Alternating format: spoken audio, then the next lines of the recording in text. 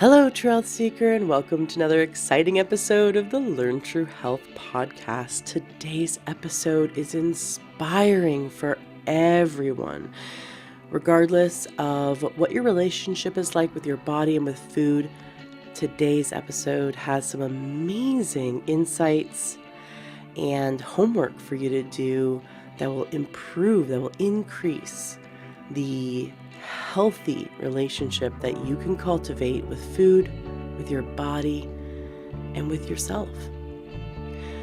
Before we get into today's episode, I wanted to let you know that something that has played a major role in my personal transformation, in my health, and my loving myself even more, and growing as a person, this program, the Institute for Integrative Nutrition's Health Coach Training Program, has a wonderful offer right now, and I wanted to let you know about it. So if you are interested in becoming a health coach and helping other people gain true health, or if you're someone who's already a health professional and you'd like to add to your tool belt, or if you're someone who doesn't think that they want to help people as a health coach but would love to transform their lives personally, this program is absolutely for you. It's a year-long program. Now, they also have an accelerated 6-month program for people who wish to be a full-time student.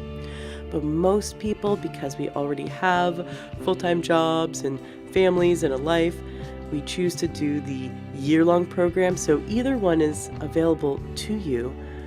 Well, right now they have a wonderful program going on where they're giving a very big discount, 25% off their tuition when you pay in full, or an affordable interest-free payment plan. And if you have any questions that you'd like to ask me about my experience going through it, please feel free to email me, ashley@learntruehealth.com. Excellent. Well, thank you so much for being a listener. Thank you so much for continuing to share this podcast with those you love. And if you're interested in becoming a health coach like me, then call IIN and learn about their program. It's fantastic. And if you want a free module to get an experience of what their program's like, you can go to learntruehealth.com/coach. That's learntruehealth.com/coach. And you can sign up for a free module of their program so you can get a taste of what their health coach training program is all about. Excellent. Well, enjoy today's interview.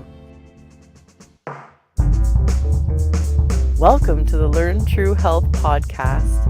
I'm your host, Ashley James. This is episode 320.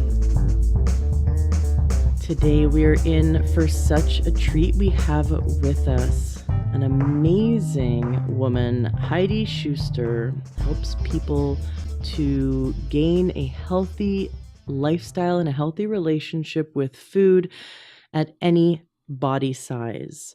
I'm particularly interested in learning from Heidi her techniques on how to gain acceptance and love and confidence for your body no matter what, and also gain a new relationship with food that is about nourishing the body and not about starving it or calories and or counting grams, or we kind of get sometimes obsessed with I can't eat that, I can't eat that, I can't eat that, but then we're not looking at food from the standpoint of giving the body nourishment and fuel and loving on ourselves, loving our body. So we got to come back to loving our body, especially in this crazy world where everywhere we turn is a message that says we're not good enough, because that's how marketing gets our dollars. So Heidi, welcome to the show.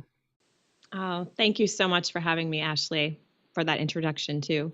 Absolutely. Well, I'd love to start by learning your story. What happened in your life that made you want to go in this direction to help people? Well, my story is long. I struggled myself with an eating disorder when I was an adolescent, young adult, and I went through a recovery process that included some study of nutrition. I actually studied nutrition in college, I think partly because I was a little bit obsessed with food because of my eating disorder, but also I was a pretty strong science geek and very interested in physiology and anatomy, and wanted to study that area, and thought I would go to medical school, but didn't think I really wanted to have that lifestyle. So nutrition seemed like an interesting avenue. And one of the things that I discovered when I studied nutrition, it was actually quite helpful for me in my own recovery, because I realized that here I was, this young, active dancer type. I was also a dancer. And I actually needed to eat more food than I thought. And so, nutrition, in some ways, sometimes studying nutrition and studying dietetics can make people a little bit more obsessive about food. And for me, it actually had the opposite effect. In some ways, it helped me relax a little bit more, to understand how food was needed in my body and in my muscles. And I allowed myself to slowly eat more and feel good in my body in a different way. And so the study of nutrition actually really helped me with the last legs of my eating disorder recovery. And I wanted to be able to help others if possible. So I studied nutrition and psychology in college, and ended up being very lucky to be able to follow the career path of someone who actually does work in this field. And so, yeah, I think I come at my experience in eating disorders with some lived experience, and I have been in the field for now 23 years, just doing work helping people with their relationships with food. And I came to a place where I wanted to write about it. So that's where I am today. Very cool. Can you take us back to when you were first studying nutrition? What aha moment did you have around food where you realized that you needed to eat more, or there were foods that maybe you were restricting that then you realized were actually, you started to feel really good when you started to eat them? Can you share some of those first insights that you had? Yeah, I don't know if I have a whole lot of like really specific memories about particular foods or anything like that. I just know that when I think I grew up, because I was a ballet dancer, I grew up in a kind of in a world where dieting was pretty much the norm, where and I didn't grow up at a particularly challenging ballet school, actually, but it's an aesthetic type of art. There's a lot of focus on the body, and obviously, I grew up in the 70s. It was a Diet Pepsi era. There's a lot of sort of diet orientation, this idea that like less is better. Like if you're a young woman and you can eat less, that's a good thing. Well, I think that for me, just learning that, like, no, actually, if I'm going to be a strong dancer and athlete, actually, I have to be eating enough calories to even build muscle. Like that muscle building is an anabolic process, which means that it requires extra. So if you're starving yourself and you're not even getting your basic needs met, that the needs that we have for our body's heart and blood pressure and brain and all of that, if we're not getting those basic needs met, then we can't build muscle. We don't have the extra reserve, the extra caloric energy, the extra food energy to build muscle and strength. And so that was really, that in and of itself, I think, was a big turning point for me. Very cool. And so, healing that relationship that you had with your body and with food, um, what happened that made you want to do this as a career? Did you start to help friends and family? Did you like what's the switch that happened in your mind? Was there a particular moment that you went from wanting to heal yourself to wanting to heal others? Was there something that inspired you? Yeah, that's a good question. I mean, I went to graduate school, and to get my master's in nutrition. And one of the things that I really enjoyed doing, and I write about this a little bit in the introduction of my book, was that I did one of my rotations, my clinical rotations, was at a hospital here in the Boston area that has patients who are significantly developmentally challenged or physically challenged. And I worked with a group of paraplegic and quadriplegic kids. I pretty much thought I wanted to do pediatric nutrition. That was like my interest. I was really interested in nutrition in kids. But I worked with these individuals who had been fed from from a G tube since birth. And a G tube is a gastric tube. It means that they had so many developmental and physical challenges that they could not eat in the way you or I, just naturally developed feeding cues and learned to eat. They had to be fed through a tube in their stomach. And because of that, they never actually developed the normal relationship with food that we have. Like, they don't have feeding cues. They like the idea of like putting something in their mouth in order to nourish and feed themselves is so foreign that they had a lot of aversions to having food or taste anywhere near them. And I found that really fascinating. And I worked with some individuals at the hospital to create a little bit of a protocol to help encourage these young people to actually get to a place where they could taste food and experience the pleasure of the sense of taste. And it was really, I just remember the moment when these kids actually enjoyed food for the first time. Like they no longer were like averse to having something on their lips, that they actually were like, this is kind of yummy. And like, it was just so, it's kind of magical. And I remember even then thinking like, well, this is sort of like what I almost needed to do on a very micro level to be able to enjoy food again. Food had become such a mind-driven activity for me. Like, okay, well, I have to eat less, and I like have to eat. I can't eat more than this, and then I would like go back and forth between binge eating and under eating because, of course, I wasn't fueling my body. I really felt like my relationship with food when I was a teen, at least in my later teen years, was so chaotic. I almost had to relearn that sense of pleasure and enjoyment from food. And I felt like these kids were doing it as well. So it's like a combination of some of my own recovery work and also watching these kids sort of enjoy food again, or for the first time, really, not for a nutritional reason, actually, but really just for the pleasure of having a taste sensation. And I really, I think that's when I decided, I actually would like to do this kind of work. I'd love to help people embrace and enjoy eating and not feel so stressed out about eating. And I luckily fell into the eating disorders field because I got an adolescent fellowship at a children's hospital here in Boston, and ended up realizing that I actually really liked working with eating disorders. And I had, done my recovery work at that point and felt really solid in my own recovery, but realized that, I have some empathy for this population and can do some good work.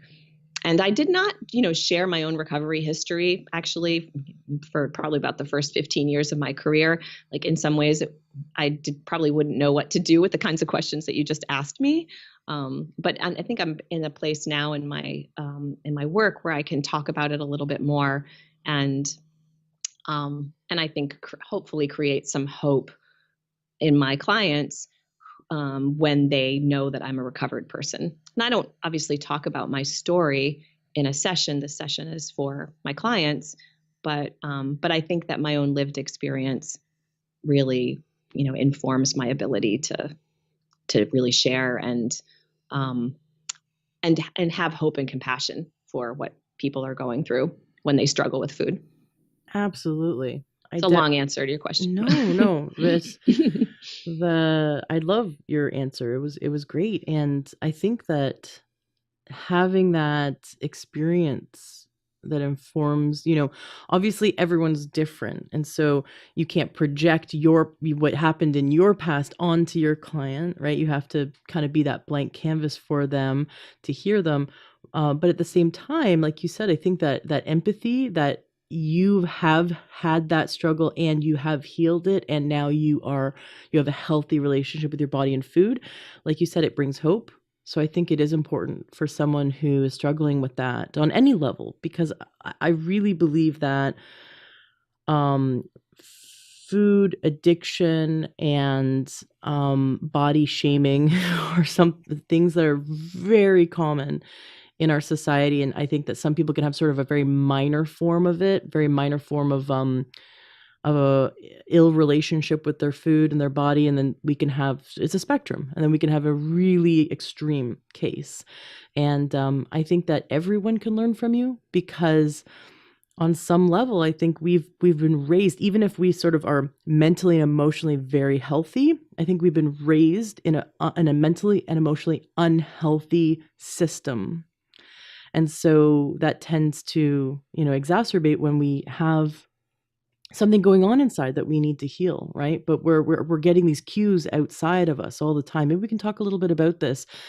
How do you help your clients when the whole world is set up to tell us that we need to be skinnier, look better, buy the perfumes and the makeup and the clothing, and then buy the McDonald's, and but you're not going to be happy until you buy this food, and it's just all the marketing that tells us we can't be loved or happy or have the life we want unless we're consuming.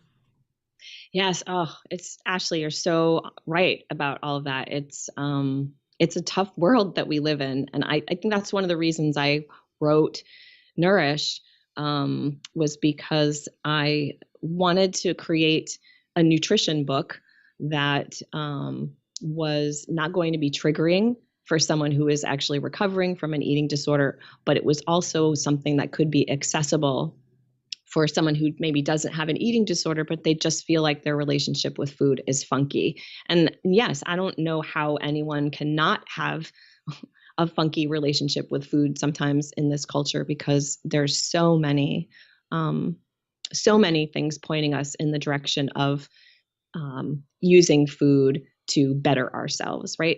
If obviously there must be something wrong with me. I need to fix me is the message that a lot of our marketing creates. Unfortunately, like we won't buy products if we feel good about ourselves, right?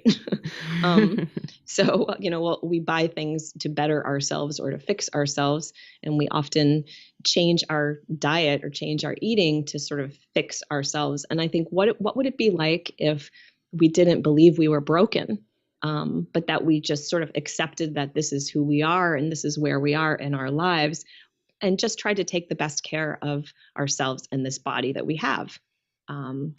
That's a totally different paradigm than we are raised on in this like very, very, very diet oriented world. Mm-hmm. Mm-hmm.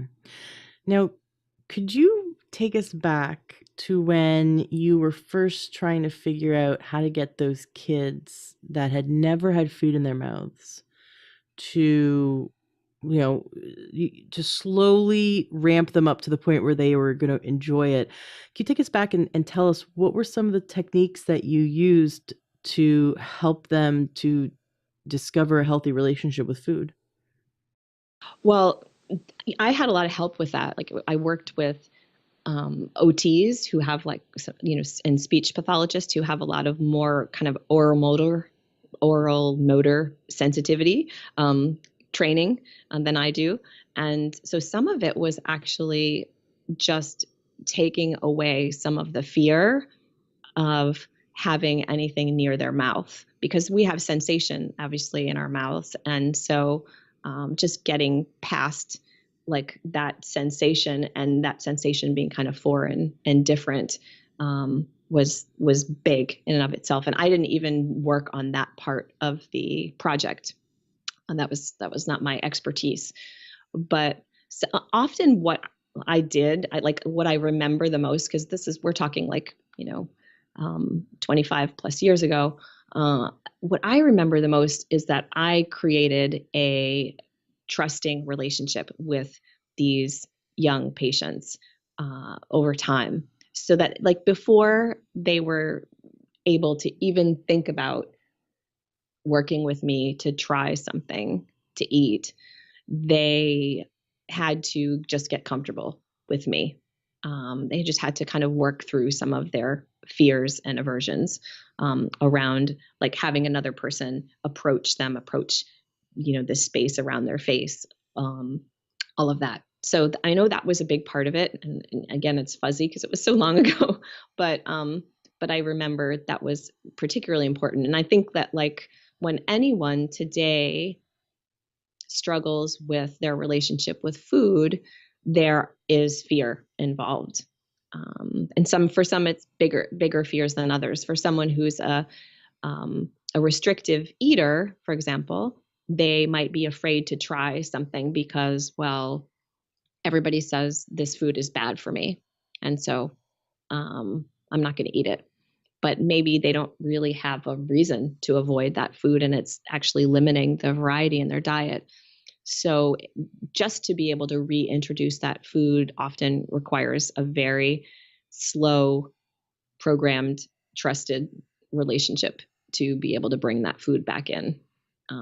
That's just one example how I might use it today with someone who's has a restrictive eating disorder, for example. But I think for anyone who's like afraid to has gone down the rabbit hole of cutting so many foods out of their diet, for example, because they are afraid they're bad for them, to actually reintroduce things. I see this a lot more today with the elimination diets becoming so popular that like people forget that they're meant to be sometimes short term to do some gut healing, for example, but not necessarily a long-term solution. And they end up having very limited diets, or they end up going back and forth between being sort of on the restrictive protocol and then binging, and they don't understand why they're going back and forth. So some of it is just like working out the fear, like having a place to talk about the fear and what is that fear about. Sometimes it's about losing control. Sometimes it's about maybe there's a fear of real health problems that might be in their families.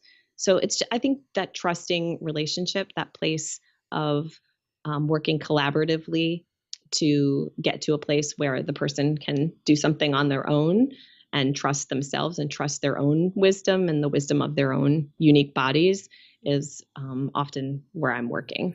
I like that you brought up trust with themselves because especially when someone has had a history of binging in the past or feeling like they can't, like they have food cravings and then they go for the foods that they feel are, eat ice cream and cookies and pizza or whatever. And they're feeling like that's, they can't trust that they're going to eat healthy in the future, or they can't trust themselves like that because they have binge in the past or because they have eaten foods like they felt almost like compelled to, or had to fulfill cravings. And so there's a broken trust with the relationship they have with themselves. Right. Yeah. And being able to actually get to a place of listening to the body's wisdom and knowing that actually you do really know how to eat. You really do. It's just that we've gotten so mind driven around our food choices. We think about what we should eat so much that we don't drop into our bodies and actually ask what would be right for me right now and really, really listen to that response. It's a practice. And I think you're right. If someone's very much out of touch with their bodies, if they're not used to inhabiting their body in that way or making decisions about what to eat in that way, it can feel really foreign to actually trust again. Mm-hmm. Now, what's the first steps that really help someone to see that they can create a diet that is based on nurturing the body rather than restricting? What are the first steps to have them have that aha moment where they can see clearly that a well-balanced diet is the healthiest thing for them? Well, I try to create, my nourish, like I guess steps are 10. There's 10 of them, and they're not really linear because I don't believe this is a linear process, but I do have certain steps at the beginning of the process, the beginning of the book, for a reason. And the steps that I think are important in the early stage, and obviously there are steps that are revisited over and over again in the process, are really letting go of that diet mentality, that sense of trying to fix the body through food. that idea that there's something wrong and we need to, particularly if that something wrong is about weight, and we need to change that by manipulating our food. That sort of diet mentality is ideal to let go of in the beginning. That's a really hard one because obviously we're all raised in that soup, and it's hard to let go of. But that's a big piece of the work that is important from the beginning. And May I ask, what's the then, difference between eating a healthy diet and eating a restrictive diet? Like, how do you know that? How can someone tell the difference? yeah, it's a really good question. Because I think even healthy eating can sometimes um, be co-opted, and it's like this. We have this idea of eating healthy, but it can actually be a diet mentality too. Like there can be a restrictive piece to that. So I think eating in a way that where you're moving from a place of acceptance of your body, like, okay, this is where my body is at. I don't have to love every single nook and cranny of it, but I'm not going to try to change my body in any dramatic way through my food. I'm going to drop into my body and actually listen to it and eat what feels right. That's a very foreign concept for a lot of people, but I think letting go of a restrictive kind of weight loss mentality is really important in the beginning, and dropping into a place of acceptance of the body.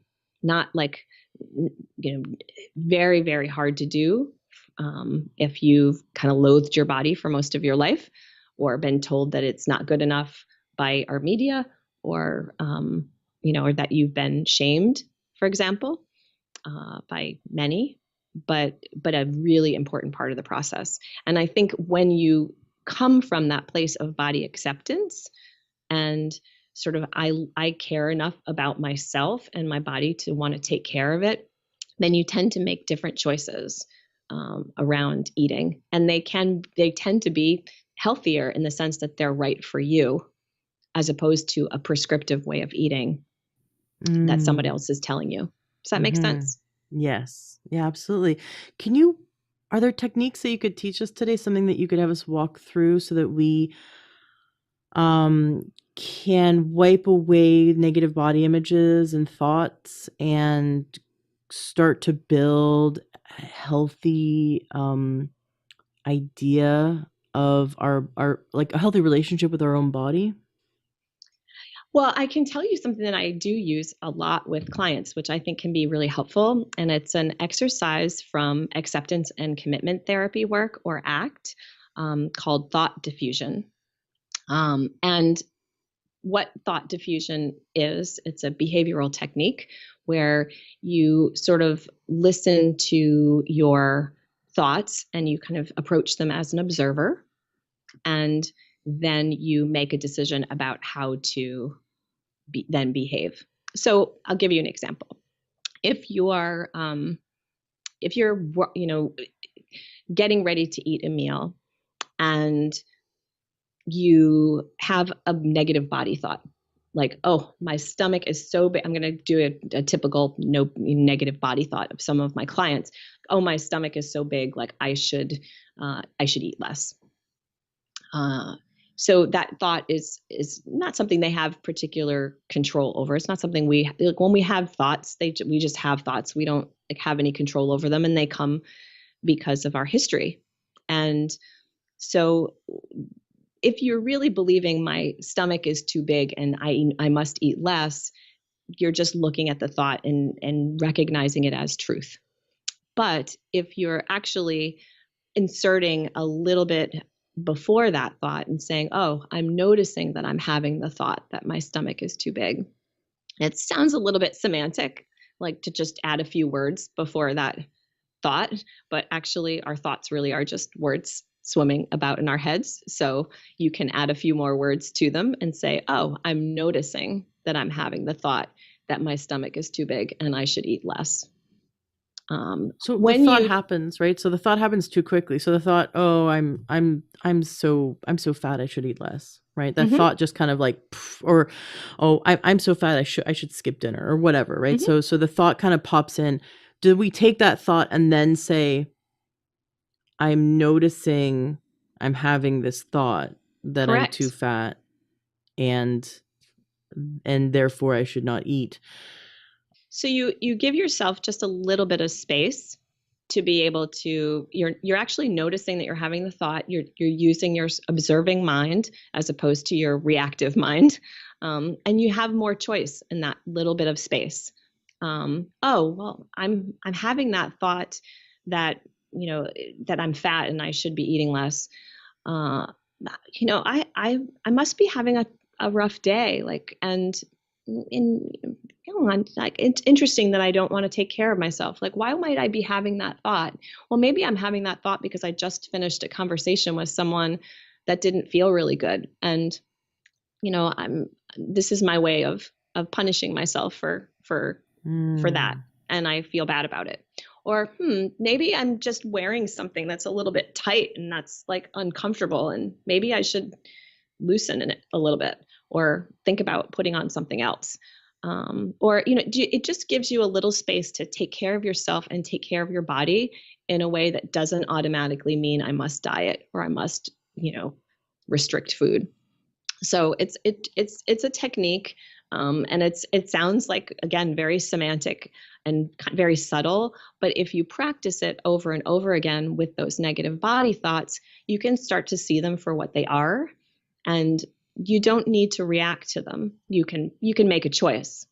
You can make a choice that's actually more nurturing and more self-caring as opposed to self punishing or self-controlling. If that makes sense. So, but any negative self-talk, you could use this. So if someone thought to themselves, I'm so stupid, I'm so ugly, I'm so fat, I'm so, like, whatever these, like, the negative chatter comes in, we can grab that thought and go, I notice I'm having the thought that I am blank. Yes. And what would it be like if, whenever we had those negative thoughts, instead of beating ourselves up for them or just believing that they're true, what would it be like if we said, wow, I must need a little extra self-care right now. I must need a little more love and care right now instead. What happens when your clients start to add this technique? I like this technique because it's very accessible and you can practice it many, many times a day.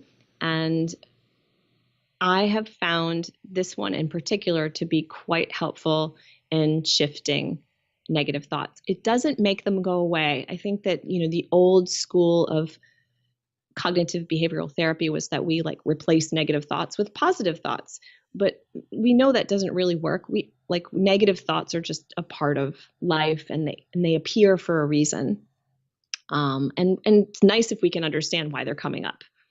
So what happens over time is that people start to be able to behave from a place of self-care when they have negative self-talk instead of react to those negative thoughts in a self-destructive way. And that, whether that's about food or whatever.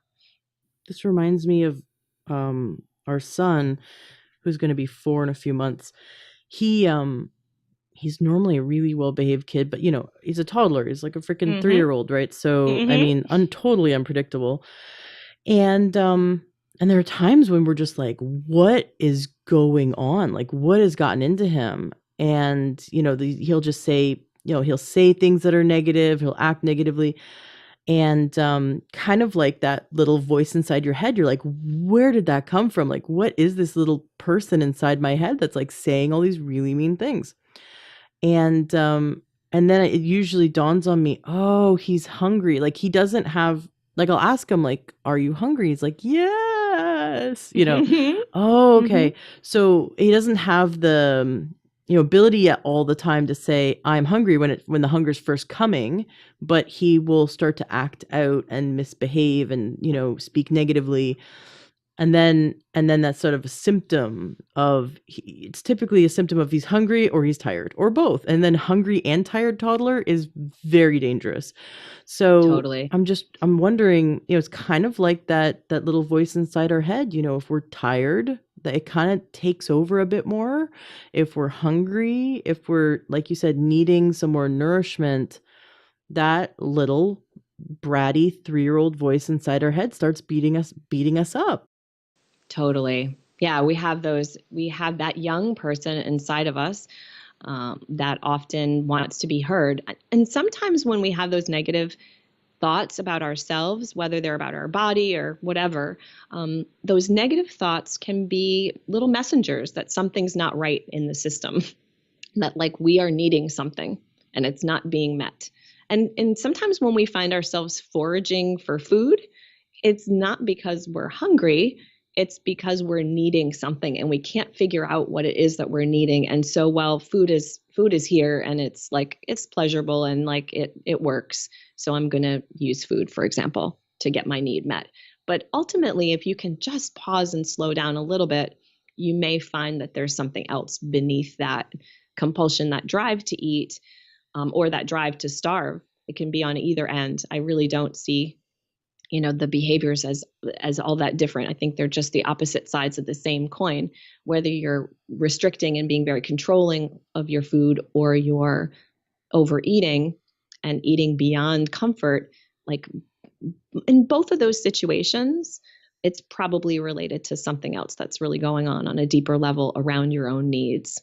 And I think those negative thoughts are little red flags. Like when we start having those negative body thoughts, it means that we're not feeling good about ourselves and there's something else going on. But we tend to Mm. like to put it right on the body.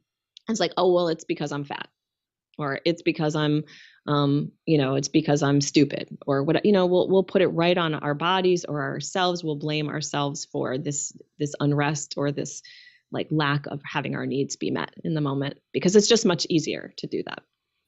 Mm. I once had a mental health counselor on the show very early on, like within the first 20 episodes. And he said if we looked at the relationship we have with ourselves like a relationship we have with someone else, we'd call the cops on ourselves. Uh-huh. We're so Yep. abusive towards Mm-hmm. ourselves. And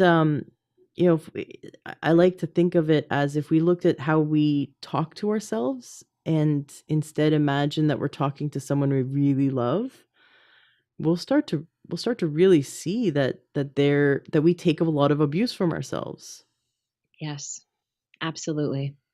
So this Absolutely. this particular technique allows us to slow down, and then what we're supposed to do with the thought when we say I am observing that I'm having this thought XXX, whatever that thought is, um and then you take that and you go, that means I must need something. There's something that my body is missing. So either nutrition, water, sleep, love, it's missing something, but that something isn't I need to starve myself or I need to punish myself or I need to binge on something, which is what we're kind of tending to move towards when we're unconscious in this programming. Correct. Yeah, it's about bringing consciousness to that moment and trying to figure out, well, what is it that I really need? And sometimes actually you do really need food. Like sometimes it's a meal time or a snack time and you're hungry. And that's appropriate to feed yourself.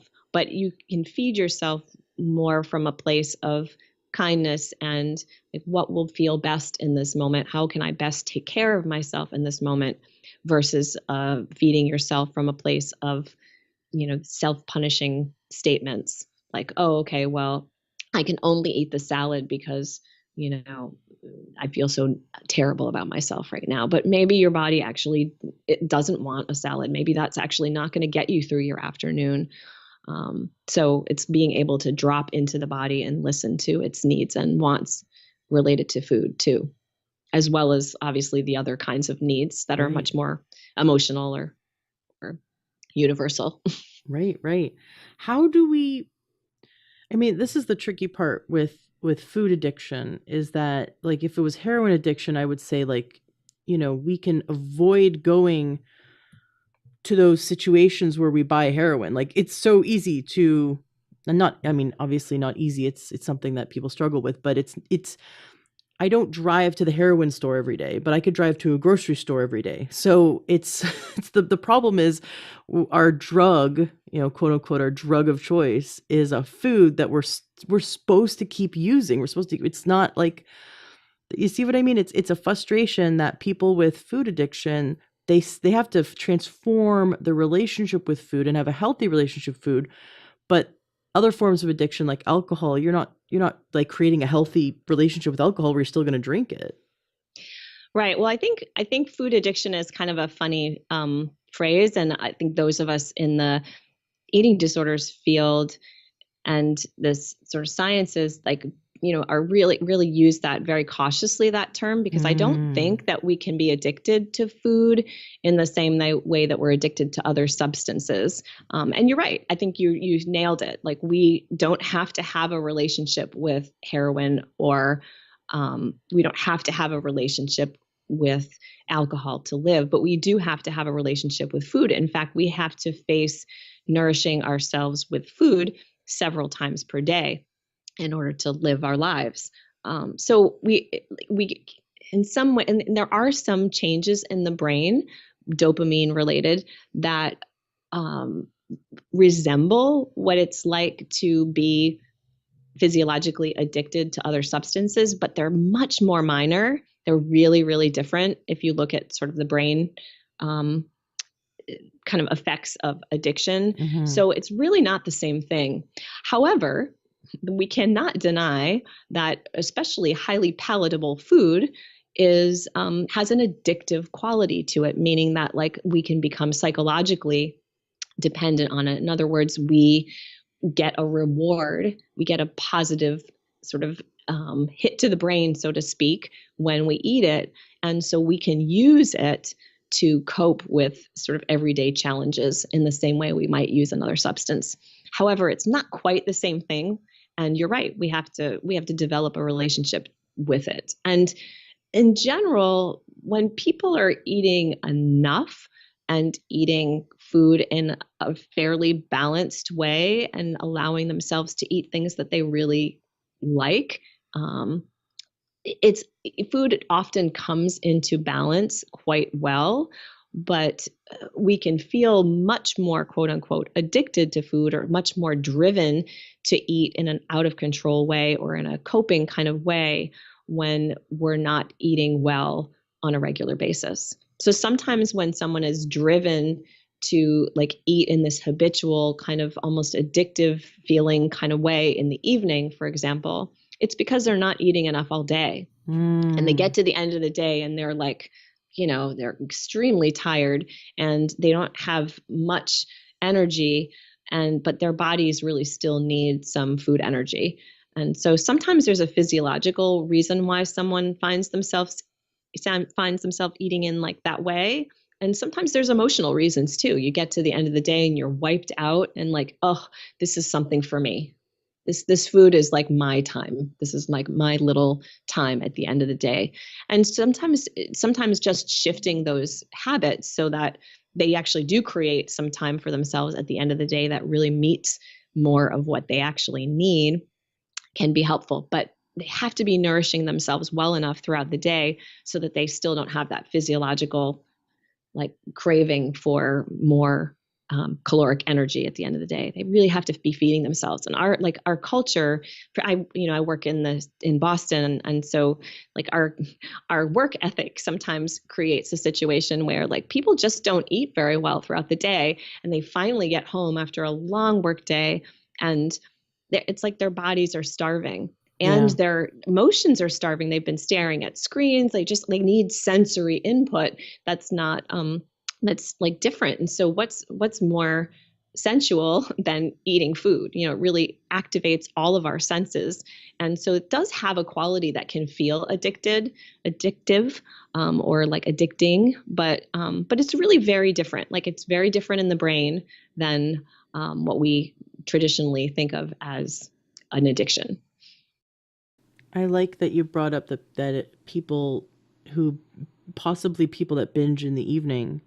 It's because they weren't eating a well balanced and healthy diet throughout the day, and the body is saying I'm starving. Mm-hmm. And then coupled with that, they also didn't nourish themselves on an emotional level, so they're gonna get the 1-2 punch. They're getting the dopamine response. They're getting that feel good, brain chemicals, and so they're feeling good. They're, it's that like people like to go home and have a glass of wine at night because they want to feel good because they just worked all day at a job they don't like, or they're stressed out, or they're not managing their stress, and they come home to use alcohol and food to make them feel good. And then, so there's that emotional component, and then the physical component being they really didn't eat enough or eat a healthy, balanced way throughout the day. And so now their body is starving. A lot of people skip breakfast, over caffeinate, eat sugar around 3 p.m. to kind of get through the day. And then they come home and, they're going to eat 2 dinners basically. And then beat themselves up and feel bad about it. And it's this Mm-hmm. crazy cycle over and over again. And then they get poor sleep because of they're way overstuffed with food, and then that poor sleep leads them to have the bad next day where they're tired again and they're over caffeinating and they're not eating a good breakfast in the morning. A lot of people on this cycle they're not hungry first thing in the morning, right? Because we overate at night. Correct. And so we've got to break that cycle somewhere. um how do we discern what we're hungry for? How do we figure out how to create a balanced way to eat? And then also how to know whether we're actually hungry for food or we're hungry for something else in our life. Yeah, well, that's such a big question.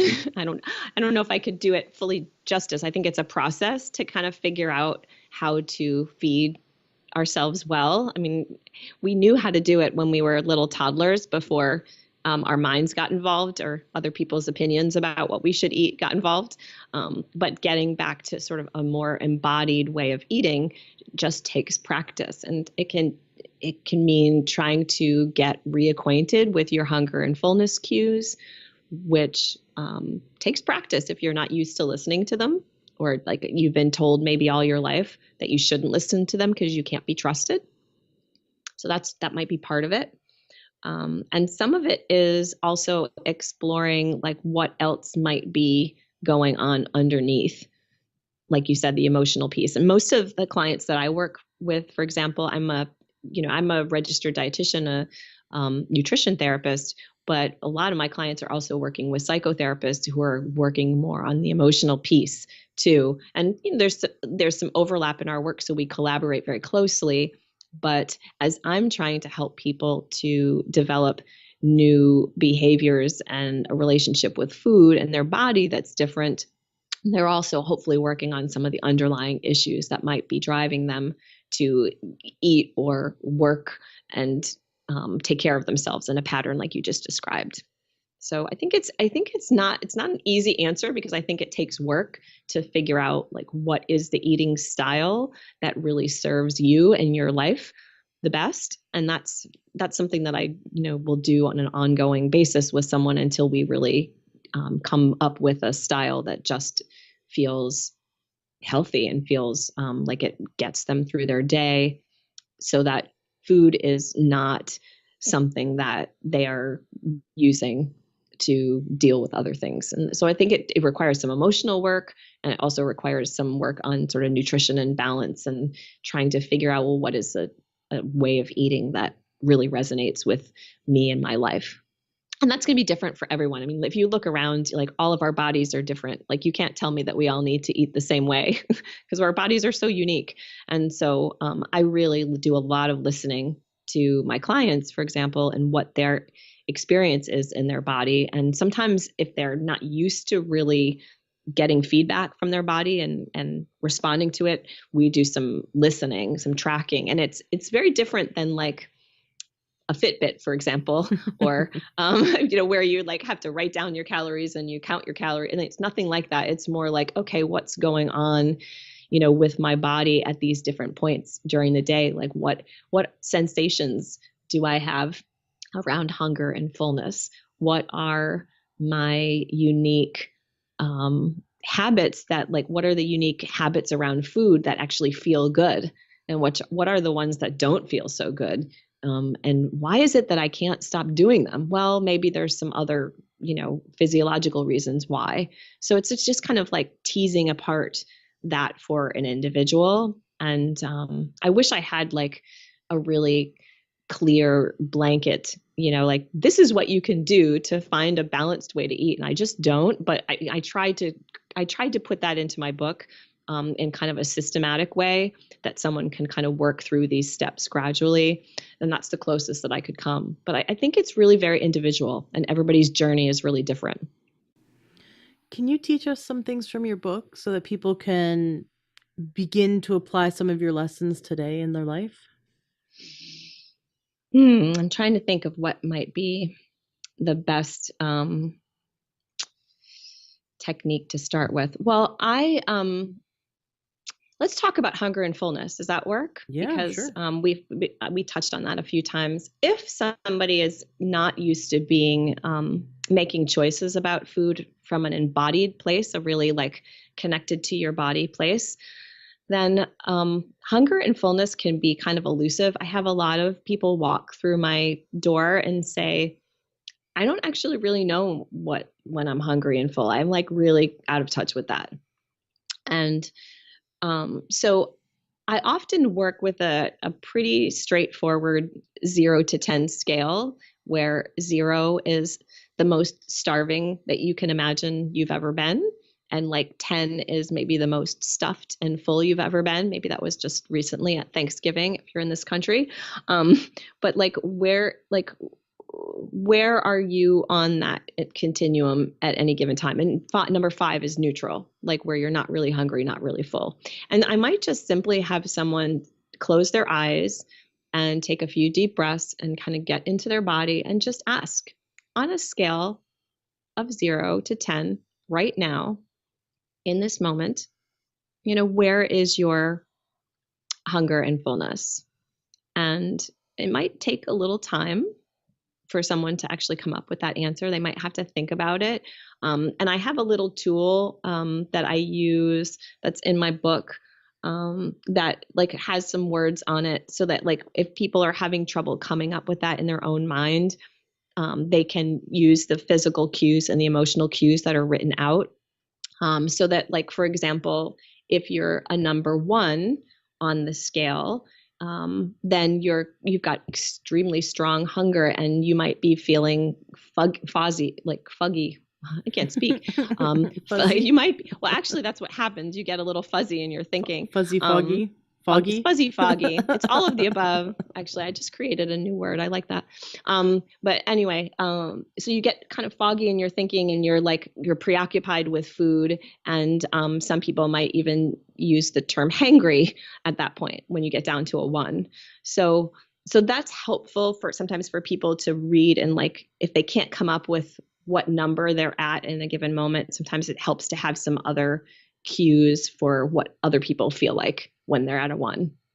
And that exercise can be really helpful for those that eat chaotically or kind of eat according to the clock, but don't really even know when they have had enough or when it's time to eat, to just kind of get used to checking in.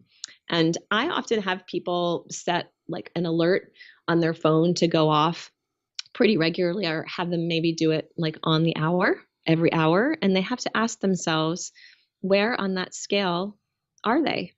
And it's amazing how it sounds really, really basic, but it's amazing how much we don't do that. We don't check in with our bodies.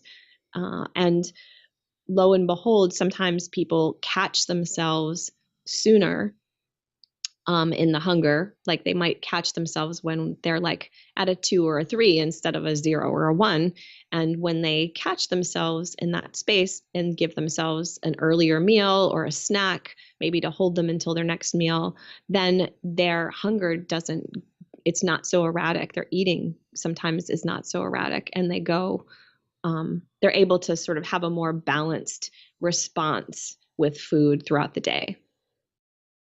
Very cool. Are there any other lessons you'd like to teach us that you'd like listeners to begin to practice right away? Well, I would love to just encourage um, anyone who feels like their relationship with food is challenging to pause regularly and ask themselves, like, is what is it that I need in any given moment? So um, often, I mean, food is, as we know, you said you have a little one, so it's really hard to feed a baby without feeding being tied up with nurturing and care and cuddling and all of that. So from a very early age, food is tied up in this sense of care and nurturance. So often, when our relationship with food feels out of whack, there's something greater in terms of our care for ourselves that's out of whack. So just like checking in on a regular basis, like what is it that I need? And I sometimes use the term, what am I hungry for? That the phrase, what am I hungry for? Um, on a regular basis. Because sometimes, yes, you're hungry for food and you need to feed yourself. And that's important. Like, oh, yeah, I'm hungry, or I'm thirsty, or oh, I have to pee. Like, just checking in regularly, like, what's going on with my body is novel for a lot of us. And, but then going a little bit deeper and asking, what is it that I really need? Like, is my need for connection not being met right now? And how can I actually greater meet that need? Because nobody else is going to do that for me. I have to do it for myself. So if we're sitting home at night after a long day of work and we're exhausted and tired, but our need for connection is really up in that moment, sitting in and eating in front of the TV is actually not the activity that we want. But maybe we do want to reach out, for example, and talk to a friend, and that would greater meet that need. So that just getting practiced at asking yourself, what is it I need in any given moment, can be really valuable to healing your relationship with food if your relationship feels a little off. What about those who don't feel they deserve it? They don't deserve what They specifically? feel, either they feel they have to punish themselves, they feel they've been bad, they've been wrong, they don't deserve love or nourishment or whatever. Like you say to stop and ask yourself what you need, but what about those who don't feel they deserve what they need? Yeah, that's I mean, and that's very a very real scenario that like some of us don't feel like we are entitled to have needs, right? Or like oh well, my needs aren't important. I'm here to take care of everybody else, or my needs, they're not valid. And I think in that case, I would really encourage, if that's coming up for you over and over again, I'd really encourage you to get some regular help in psychotherapy to just sort of understand where that's coming from and how to surmount that. Because over time, it really will harm you to have that view. Like, even if you're like the best superhero in the world and you're really good at taking care of other people, at some point, you'll either burn out or get resentful because your needs aren't being attended to. And so I think getting some help with understanding where that comes from and then building some compassion for that really young part of you, probably, that somehow learned that needs were not valid. There's generally a young part inside of us, maybe, that has that opinion. And really trying to have some compassion for that young person, and maybe even parent and nurture that young person differently. And that can be a process. Hmm.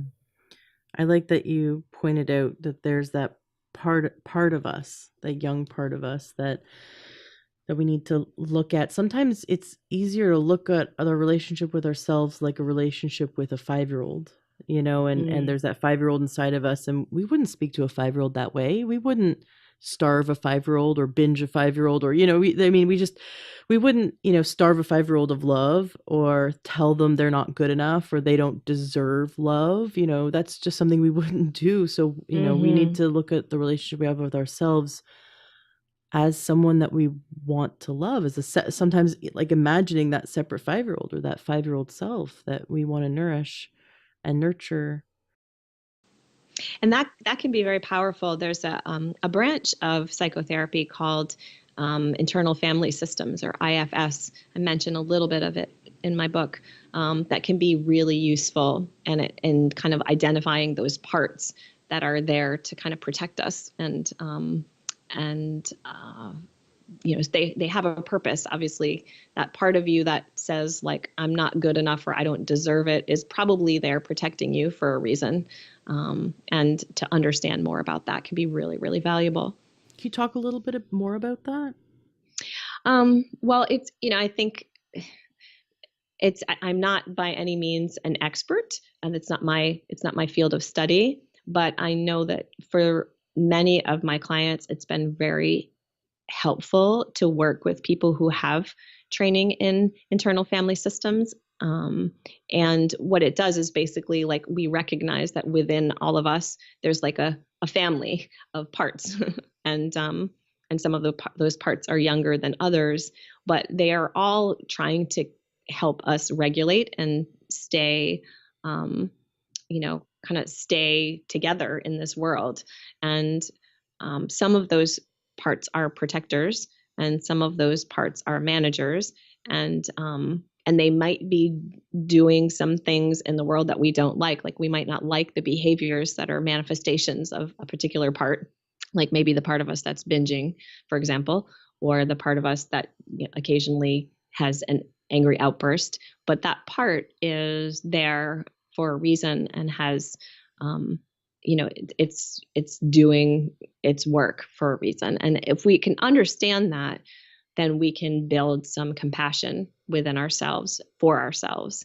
And like you said, I think I like the way you said that, like we can learn to sort of talk to those parts the way that we would talk to a young child or someone that we really cared for, or a trusted friend. Like the parts like our more shadowy sides are not like awful. They're like just part of us, and they're there for a reason. And sometimes they're there to protect us from intimacy because intimacy is scary, or sometimes they're there to protect us from things that have been cropped up in our lives. So I think it's just it's working with ourselves in a way that that allows us to have compassion for the fullness of ourselves. And then that in the middle, in between all those parts, is this like true self that really is worthy of care and love, because we all are. Like we're all worthy of care and love and compassion and nurturing, and we all deserve to get our needs met. And there's no one that's going to do that better than ourselves. Actually, it's a hard lesson sometimes for some of us, but we have to take care of those needs, and we can't even begin to do that if we're not connected and appreciating like our core. I think about the physiological need for food, right? The need for, like you say, balanced diet, but a balanced diet to one person can be poison to another.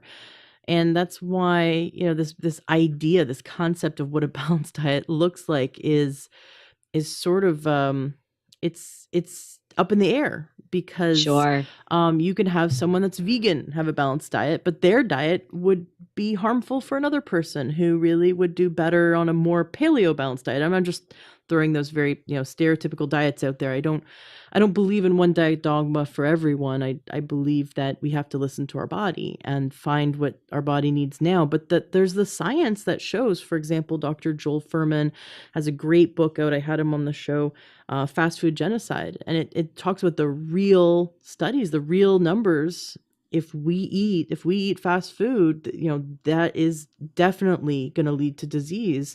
And not just McDonald's, but if we eat out at restaurants a certain amount of times a week, that just adds up. And they can show the studies that eating fried food can take years off of our life and create heart disease. So I mean, there's real risks to just eating how everyone else is eating. If we eat how everyone else is eating and the standard American diet, we're going to end up like a statistic. So in some ways, we need to make sure we're navigating this world and restricting in some ways. Like, I think it's healthy to not eat fried food ever. I know that's a level of restriction that might not work for everyone, but it's an unhealthy food.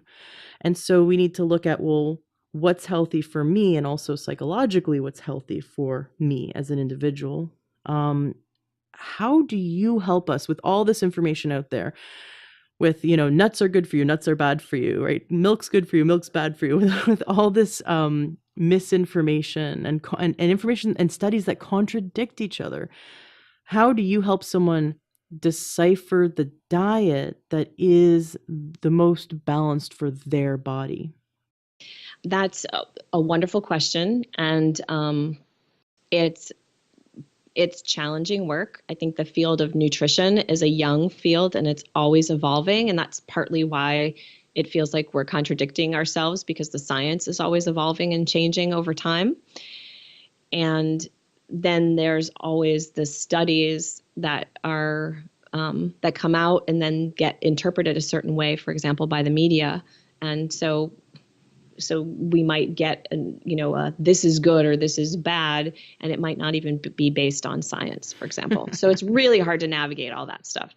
And so the approach that I take is to try not to create judgment around anybody's particular food preferences and desires, but to sort of really allow them to explore what feels good and what doesn't feel good. And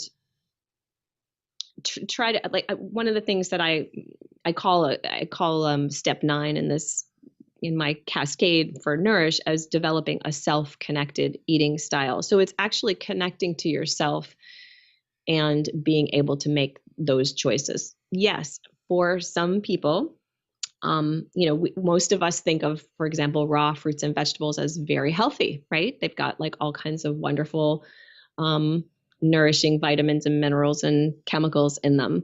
But for some people with certain digestive conditions, for example, raw fruits and vegetables are terrible for them and are going to make them sicker. So, that's just one extreme example. But I think you're right. Like, we have to be careful about making any kind of dogma statements about nutrition. And I don't do that. Like in my work, I work very hard to say they're just choices. And yes, like if someone, for example, knows that fried food, well, I'll use your fried food example. If someone knows that fried food doesn't make them feel good, and I think there's a lot of people that fall into that category that just don't feel good after eating it, but they really appreciate this one event with their family where they get to have some favorite family dish because they're from the South or whatever, and they enjoy it. It's going to be really important that they make that choice consciously, not from a place of guilt or from a place of feeling bad about what they're eating. In fact, like feeling bad about what you eat as you're eating it must mess up your digestion. It just has to. So like to be able to make a conscious choice and to say, most of the time I'm choosing not to eat this food because it doesn't make me feel good when I eat it. But today I'm going to enjoy it because the benefits of sharing this meal with family far outweigh any little bit of digestive discomfort that I'm going to have. And I'm going to make that choice consciously. And someone else might actually choose not to eat it and make another choice at that meal. And that's also fine too. Like there's doesn't need to be a judgment or morality around food choices. I'm really trying to just look at them as choices. They're simply choices that we make. And, when we make a choice, we pay attention to how we feel afterwards. And if we feel good after we made that choice, that's information for our future choices. And if we don't feel very good afterwards, then that gives us information too. And so we create our own self-connected eating style by being really conscious and listening to our bodies and discovering what feels good and what doesn't feel good. And I think the research has shown, for example, that kids, if left to their own devices, will actually choose a very well balanced, healthy meal, like meal pattern over the course of a week, and will eat almost everything that they need if you just leave them to their own device. So I do think that like we do have that innate power to eat healthfully and actually choose things that feel good. It's just that we eat for so many other reasons, and um, and we, you know, sometimes we need to tweak those other reasons, and understand like, well, why are we eating beyond comfortable fullness every time we visit our family? Okay, well, that's a little bit of a red flag that something else might be going on there. And just understanding some of that, those other nuances at the same time that we're just trying to find a self-connected style of eating. And that self-connected style of eating should be connected to our values. Like if someone really wants to eat vegan because that is connected to their values, then that is a choice. Again, there's no morality around it, but that's their choice, and they're actually eating in a way that's consistent with their values. And someone else may not feel that way and feel that like actually that's not a style of eating that works for them, and that's fine too. So it's really just trying to approach. I think what I try to do is approach food choices as just that. They're choices that we can learn a little bit about what works for us and what doesn't. What breakfast makes me feel energized? Which breakfast doesn't really hold me very well, and that doesn't work so well in my day. So it's just really creating consciousness, not in an obsessive way where we think about food 24/7, but just enough so that we're noticing how food feels in our body and we're making choices based on what works and what doesn't. I love it. Now you mentioned the example of going to a family meal or a family event and maybe overeating, um, because there's some emotional stuff there. What about those who have the opposite, who don't want to eat in front of other people, or they are very restrictive with their food and they're really uncomfortable eating around other people? Well, for someone who has that challenge, it might be that their restrictive eating is isolating them and like limiting them socially, for example. Mm. And most of the time when someone comes to see me and they describe that pattern, they don't like it because it is limiting them. And so it will take practice. Practice being able to either break out of some of the rigid patterns around food that keep them isolated, or just practice even eating with someone else or in front of other people to be able to get to that place of, you know, being more comfortable. Is there something like emotionally that's going on to heal, that is like consistent, that's common, or does is everyone really unique and they all have their own reason why they're doing this behavior? I would say that if someone is eating restrictively or struggling to be able to eat in front of others, then it could be a variety of reasons why that's the case. I don't. I'd have to ask the person who is sitting in front of me, like, you know, what are you afraid of, or what's your challenge? Mm-hmm. Um, what's going on? Um, and often it's because they're afraid that they're going to be judged. Yeah. Sometimes they're just afraid that they're going to be judged by others, and their own judgment about their food choices is so big that they can't imagine that others wouldn't be judging them as well. Sometimes it's just that they need to feel more of a sense of control in their life, and restricting food helps them feel in control. But it also limits, for example, their social life at the same time, and they're struggling with that. So I think it depends on the individual. I like you that you brought up this sense of control, because I think I've heard this before, that um food is one of the first things we can control. As I mean, I remember my mom was incredibly controlling growing up, and I love my parents, but they're both passed on. Um, and I value them and love them, and love the life they gave me. And my mom was incredibly controlling, like incredibly controlling. Very, both my parents very A-type personalities. A lot of times I was walking on eggshells as a kid, and because I didn't feel like they would ever punish me for logical reasons. They'd punish me because they were angry, right? And so I could get away with doing something bad, or I could do nothing bad at all and get punished. So it was very like chaos. Nothing really made sense growing up. But very early on, I feel like I didn't have much freedom. Like all my activities every day was chosen for me.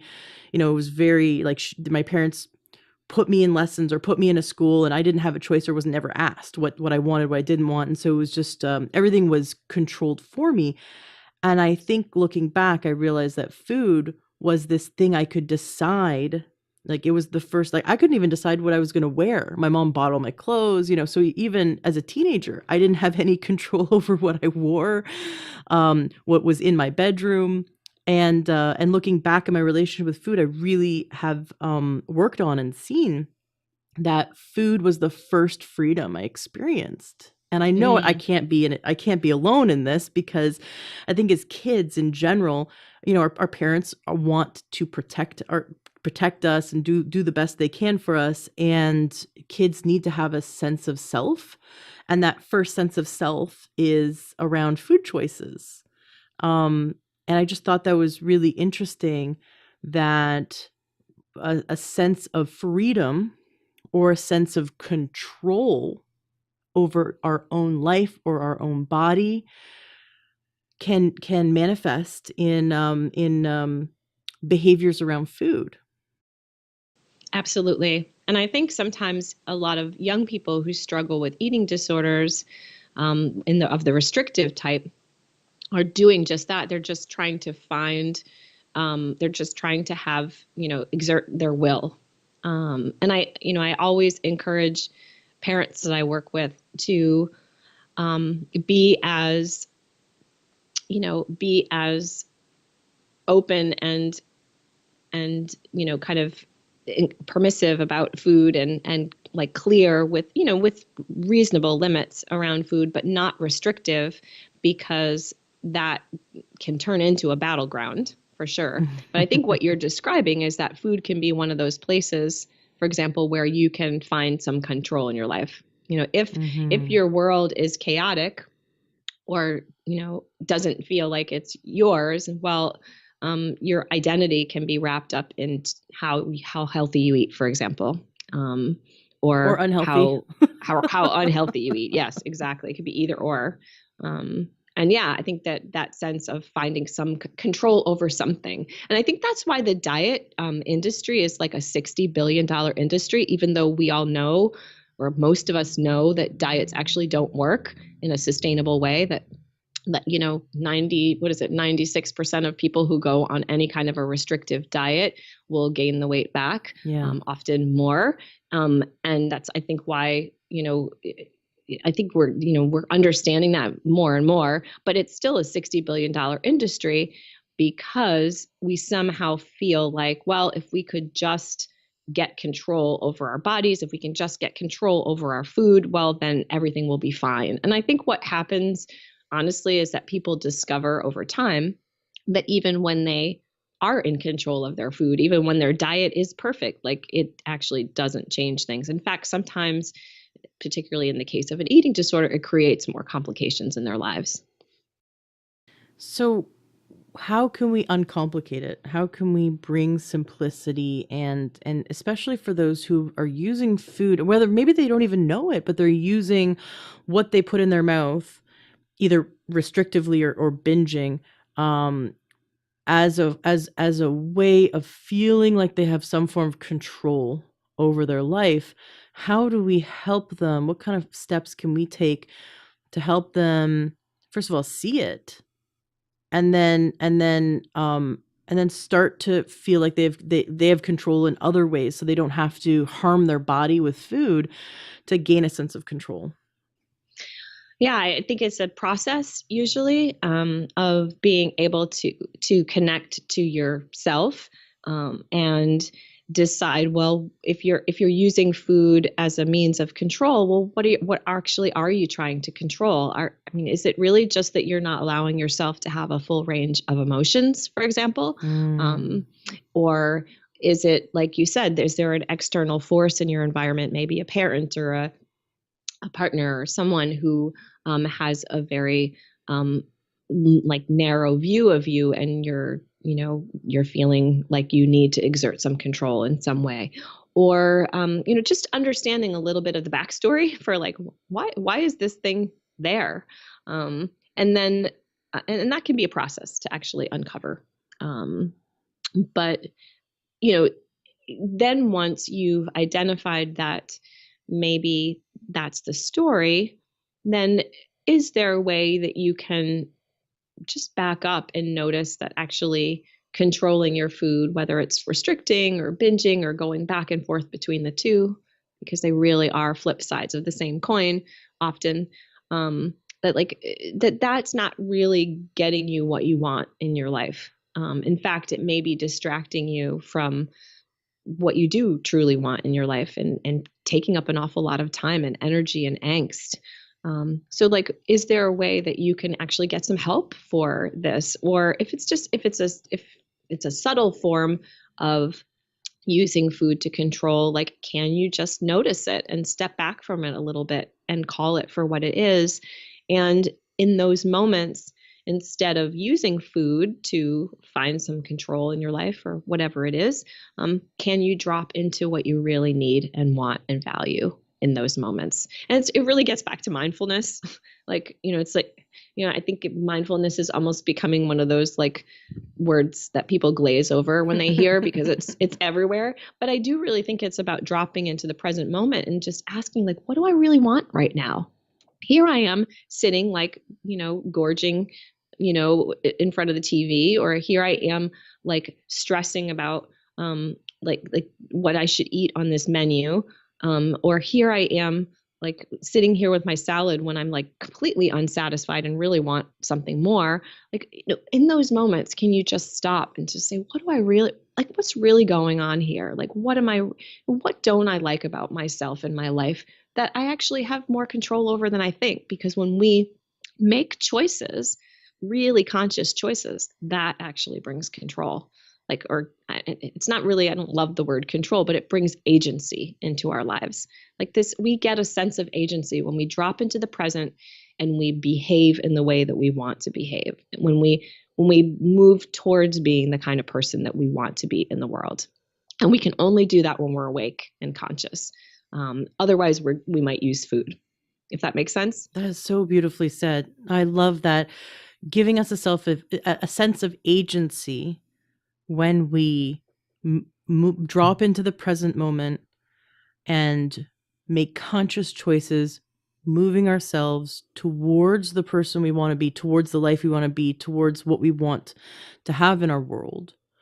That those conscious choices, when coming from a place of what do I really need right now, gives us that sense of self and agency, and that sense of power, empowerment in our life, right? I love it. Yeah. Very cool. So the people that are struggling with having a healthy relationship with their body, with themselves, and with food, sort of that triad. um, you say one of the first things that happens when they come to you is that they're coming from a place of fear. How do we help listeners to move out of fear today? What can we help them with to help them move from fear to empowerment? I think to get out of fear is not an easy place. I think we all have fear for a reason in our lives. But one of the things that I find quite helpful in my practice is when I encourage people to talk with others who are struggling, whether it's through a group. I run a couple of groups, for example, whether it's through social media or the right kind of social media, actually, for other people who might be struggling, or even just talking with one person who they trust in their lives about the fact that they're struggling with food and struggling with their bodies. Just that, like, just being able to reach out and connect with someone else, chances are that someone else is going to say, oh yeah, sometimes I feel that way about myself too, or sometimes I struggle with food too. I think that, like, there's a lot of negative stigma around eating disorders, or anything that has the word disorder in it. And I think that many of us have disordered ways of eating and being in the world, if we want to use that term, when we're struggling. And I think we're all just human beings struggling, just trying to make it on this planet. And I think, ultimately, the best way that we can let go of fear is by reaching out and eliminating some of the stigma that we might have if we are struggling. Because we all struggle around food because it's so plentiful and it's on every street corner. And we all struggle with our bodies because we live in this world that really values certain, body types over others. And if we happen to be in that privileged category, we might still struggle because we're not good enough. Because some advertiser will tell us we're not good enough. And we all struggle with ourselves. Like, we all want to be our best selves and sometimes struggle with that. So I think, the best way to eliminate fear, or to at least work through fear over time, is to reach out and talk to others about it, whether it's a therapist or a friend or a group of people who get it because they're also going through the same thing. I think reaching out and building that support community is so important. My last question for you is about the bandwagon. When someone falls off the quote unquote bandwagon, when they've been maybe started getting some progress in their work and either working with professionals, working with you, reading your book, whatever, however they've been on this road of recovery, and life happens and they binge, or they, use the substance in the way that was part of their addiction, part of their addictive behavior, or part of their a negative pattern that's harming them. And now they're feeling guilt and shame and more fear, and now they want to punish themselves. So they're dipping down to that self-loathing, whatever chasm, whatever happens to us when we fall off the bandwagon, and the next day we're beating ourselves up. I can't believe I did that. I'm so whatever. I'm so this. I'm so that. Tell us how to shift that mindset from the toxic beating ourselves up to the nurturing again. How do we get back on track, and also realizing life happens, and we will, we're going to have that ebb and flow as we continually progress, but how do we soften this response to ourselves, and bring in the love and compassion for ourselves again? I like that word, soften, because I think that's really what it's all about. I think when we go into those harsh, kind of self-loathing, punishing places, then that's when we actually do more damage, and we go back into the old cycles, right? We can get right back on that, into those cycles with food, and that don't feel good. So I think absolutely, when we have those moments where we slip and find ourselves back in a in a relationship with food in this moment that doesn't feel good, I would just encourage you to be curious about it instead of critical. So it's a paradigm shift, of course, but just be curious, like, interesting. I just ate a whole bunch of stuff that I don't usually do. I don't usually eat all that. Like, what's going on with me? Well, I guess I had a kind of a tough day. And yeah, that conversation that I had with my coworker this afternoon is really still like, it's still weighing on me. And interesting. So there must be some, so figure out what's going on underneath that moment. Be curious about it. Like, it's like I always tell my clients who are recovering from eating disorders that your eating disorder is this wonderful like gift, on some level. Once you get through it, that you now have a little red flag whenever you're in distress. Like, all of a sudden you're sliding back into some bingy behaviors or some restricting behaviors, and like, oh, there's something going on, there's some unrest in your life, and you have a red flag. And like, to be able to just notice it for what it is with curiosity instead of criticism um it's a shift, but it will bring about more healing and more moving on from the incident. And it will give you some information too, like, oh, there's something else that needs to change in my life. I don't need to go on the next diet or like, restrict my food tomorrow because I binged tonight.